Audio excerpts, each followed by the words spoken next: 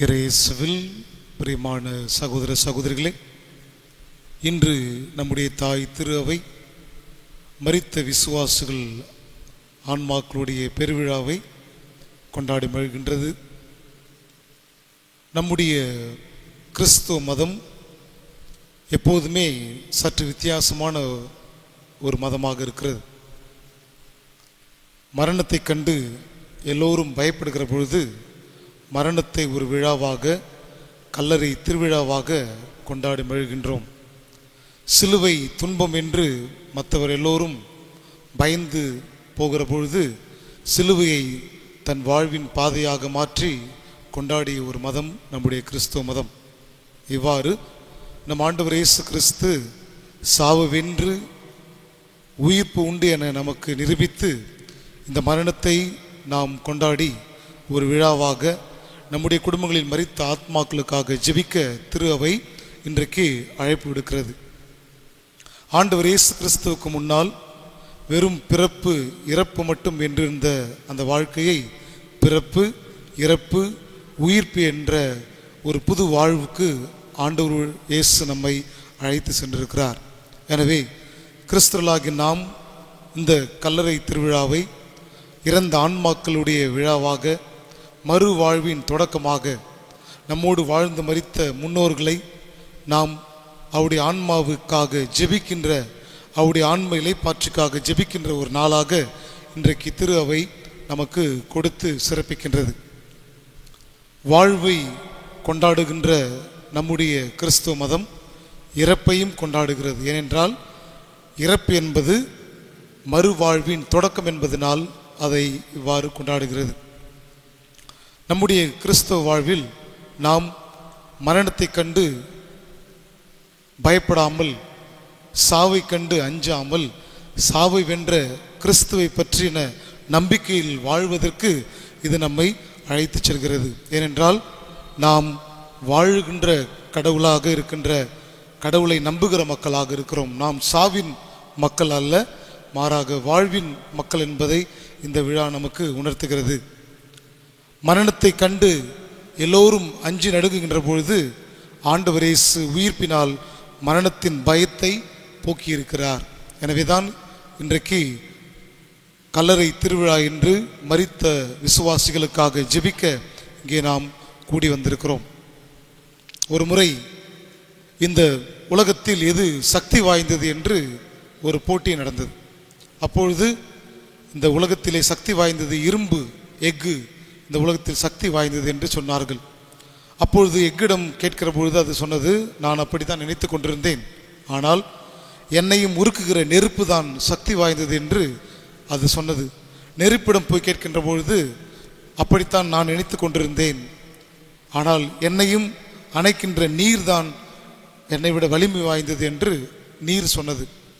நீரிடம் கேட்கிற பொழுது என்னை உருவாக்குகின்ற மேகம்தான் சக்தி வாய்ந்தது என்று அது சொன்னது. மேகத்திடம் கேட்கின்ற பொழுது என்னை தடுத்து ஆட்கொள்கிற இந்த மரங்களும் இந்த மலைகளும் தான் சக்தி வாய்ந்தது என்று அந்த மேகம் சொன்னது.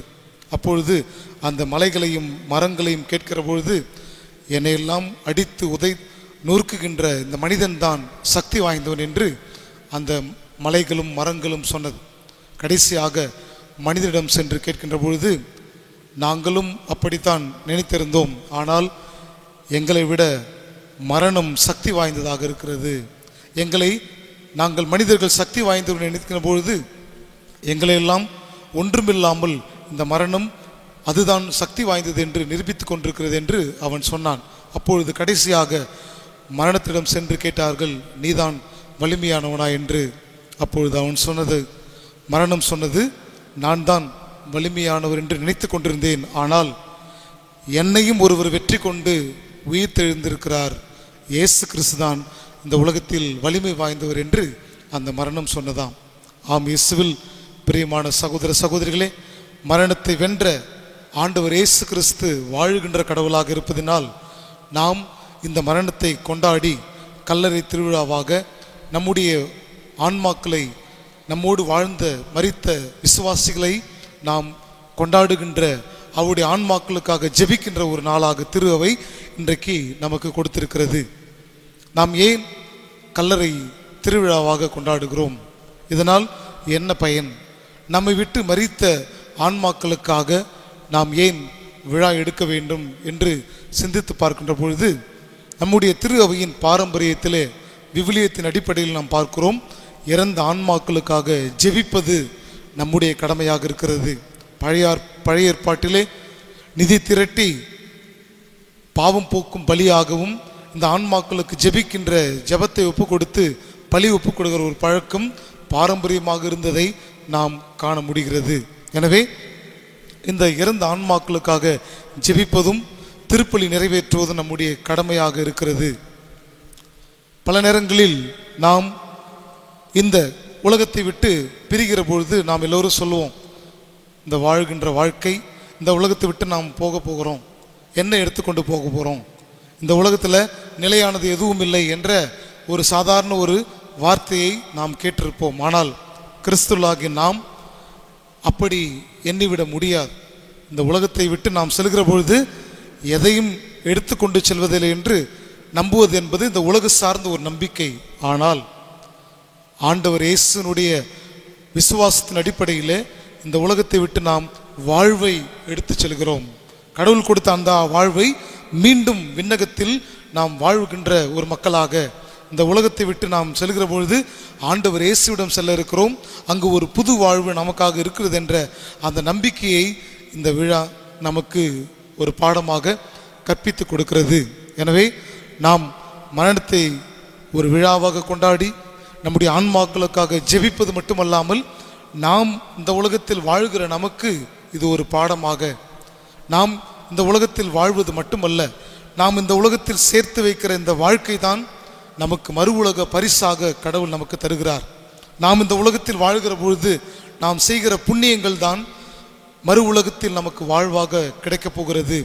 நாம் இந்த உலகத்தில் வாழ்கிற பொழுது நாம் பிறரோடு காட்டுகின்ற அந்த அன்பு தான் நமக்கு மறு உலகத்தில் கடவுளுடைய இரக்கமாக நமக்கு கிடைக்கப் போகிறது என்பதை ஆண்டவர் இயேசு நமக்கு கற்றுக் கொடுக்கிறார்.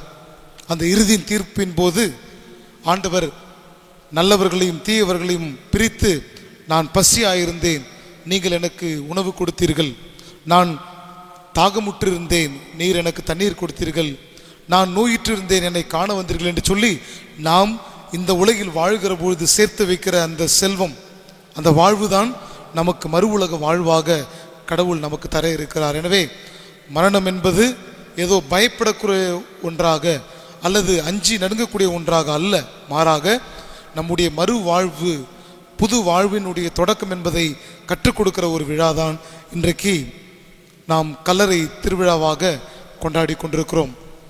எனவே இந்த உலகத்தில் நாம் எதையும் எடுத்து செல்ல போவதில்லை என்று நம்புவதை விட, நாம் இந்த உலகத்திலிருந்து புதிய வாழ்வு எடுத்து சென்று ஆண்டவரோடு நாம் வாழப்போகிறோம் என்ற அந்த நம்பிக்கையிலே நாம் வாழ கடமைப்பட்டிருக்கிறோம். அடுத்ததாக, இந்த வாழ்வு என்பது கடவுள் கொடுத்த ஒரு பரிசு. அதை நாம் மீண்டும் அதை ஆண்டவரிடம் கொடுக்க வேண்டியது நம்முடைய கடமையாக இருக்கிறது. கடவுள் கொடுத்த அந்த கொடையை மீண்டும் அவருக்கு பரிசாக கொடுக்கிற ஒரு நாளாக இந்த கல்லறை திருவிழா நமக்கு அமைந்திருக்கிறது. எனவே இந்த நாளிலே நாம் மரணத்தை கொண்டாடுகின்ற மனிதர்களாக, வாழ்வை கொண்டாடுகின்ற மனிதர்களாக, வாழ்கின்ற கடவுள் மீது நம்பிக்கை கொள்கிற மனிதர்களாக இதை நாம் வெளிப்படுத்துகிறோம். ஒரு விதத்தில் நம்மை விட்டு பிரிந்து சென்றவர்களுக்காக நாம் துக்கப்பட்டு துயரப்பட்டு கண்ணீர் விட்டு வடித்தாலும், ஆனாலும் இந்த வாழ்வு மாறுபடுவதை அன்றி அழிக்கப்படுவதில்லை என்ற அந்த நம்பிக்கையிலே நம்முடைய இறந்த விசுவாசிகளுக்காக ஜெபிப்பதும், கல்லறையை சந்திப்பதும், அவர்களுக்காக திருப்பலி ஒப்பு கொடுப்பதும் நம்முடைய கடமையாக இருக்கிறது. எனவே நாம் எப்பொழுதுமே இந்த வாழ்வை கண்டு, மரணத்தை கண்டு பயப்படாமல், நாம் இந்த உலகத்திலிருந்து செல்லுகிற பொழுது ஆண்டவர் இயேசு என்னோடு இருக்கிறார் என்ற நம்பிக்கையிலே நாம் இந்த விழாவை கடந்த கால மனிதர்களுடைய அவர்களுக்காக ஜெபிக்கவும், நமக்கு ஒரு இது பாடமாக எடுத்துக்கொண்டு நம்மையே நாம் தயார் செய்கின்ற ஒரு விழாவாகவும் இந்த விழாவை நாம் புரிந்து கொள்ள வேண்டும். அடுத்ததாக, இந்த விழாவிலே மிக முக்கியமாக 2 நபர்களை நாம் சிந்திக்க வேண்டும். ஒன்று அன்னை மரியாள், இரண்டாவது நம் ஆண்டவராகிய இயேசு கிறிஸ்து. அன்னை மரியாள் நம்முடைய வாழ்வின், நம்முடைய கிறிஸ்துவ சாட்சியத்தின் வாழ்வின் ஒரு முன் அடையாளமாக இருக்கிறார். அவர் இந்த உலகத்தில் உடலோடு உயிரோடு விண்ணகத்துக்கு எடுத்து செல்லப்பட்டார் என்று நாம் விசுவசிக்கிறோம். எப்படி? அவர் கடவுள் மீது கொண்ட அந்த நம்பிக்கை, அந்த விசுவாசம் அவரை விண்ணகத்திற்கு எடுத்து செல்லப்பட்டது. ஆண்டவர் இயேசு தன் தந்தையிடமிடம் காட்டிய அன்பினால், நம்பிக்கையினால் அவரும் பின்னேற்றம் அடைந்து நமக்காக ஒரு இடத்தை ஏற்பாடு செய்திருக்கிறார். எனவே ஆண்டவர் இயேசு ஊழியத்திலே 3 முக்கியமான உண்மைகளை சொல்லியிருக்கிறார். முதலாவது, என் வார்த்தையை நம்பி விசுவசிப்பவர்கள் நிலை வாழ்வை கொண்டிருப்பார்கள். என் உடலை உண்டு இரத்தத்தை குடிப்பவர்கள் நிலை வாழ்வை பெறுவார்கள். என் மீது நம்பிக்கை கொள்பவர்கள் நிலை வாழ்வை அடைவார்கள் என்று ஆண்டவர் இயேசு நமக்கு ஒரு வழியை கற்றுக் கொடுத்திருக்கிறார். எனவே இதோ இந்த கல்லறையில் வாழ்கின்ற, துயில் கொள்கின்ற நம்முடைய ஆன்மாக்கள் ஆண்டவர் மீது நம்பிக்கை கொண்டிருக்கிறார்கள். அவர்கள் ஆண்டவருடைய உடலை உண்டிருக்கிறார்கள். இரத்தத்திலே ஆண்டவருடைய இரத்தத்தை அவர் பெற்றிருக்கிறார்கள்.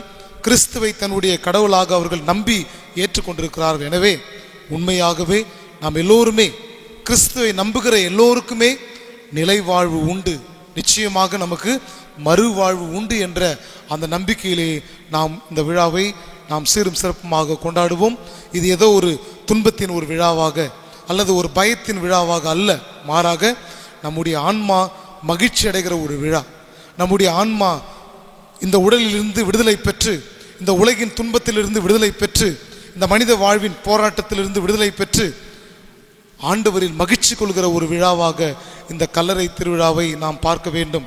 எனவே நம்மோடு வாழ்ந்த மரித்த ஆன்மாக்கள் நித்திய இளைப்பாற்றி அடைய வேண்டும். அவர்களை பின்பற்றி நாமும் அந்த விசுவாசத்தில் வளர்ந்து நாம் இந்த உலகத்தில் மட்டுமல்ல மறு உலகிலும் நாம் மகிழ்ச்சியோடு நம்முடைய ஆன்மா வாழ வேண்டும் என்ற அந்த நம்பிக்கையிலே நாம் இந்த விழாவை கொண்டாடுவோம். இந்த கல்லறை திருவிழா நாள் மட்டுமல்லாமல் இந்த நவம்பர் மாதம் முழுவதும் இறந்த ஆன்மாக்களுக்காக ஜெபிக்கவும், அவர்களுக்காக திருப்பலி ஒப்புக் கொடுக்கவும், இறந்தவருடைய கல்லறையை சென்று தீபம் ஏற்றி மாலை அணிவித்து சந்தித்து அவர்களுக்காக ஜெபிக்கின்ற அந்த நல்ல பழக்கத்தை உருவாக்கி நாமும் ஒரு நாள் இதே போல் ஆண்டவரோடு நம்முடைய ஆன்மா மகிழ்ச்சியில் இளைப்பாற வேண்டும் என்ற நம்பிக்கையிலே தொடர்ந்து நாம் பயணம் செய்வோம். நம்முடைய விசுவாசம் உயிர்ப்பும் உயிரும் நானே, என்னில் விசுவாசம் கொள்பவன் இறப்பினும் வாழ்வான் என்று சொன்ன அந்த வாழ்வின் கடவுளை நம்பிக்கையோடு நாமும் இந்த விசுவாச பயணத்தில் மேற்கொண்டு உயிர்ப்பின் பிள்ளைகளாக வாழ தொடர்ந்து ஜெபிப்போம். இறைவன் நம்மையும் நம்முடைய குடும்பங்களையும் நிறைவாக ஆஸ்வதிப்பார். ஆமேன்.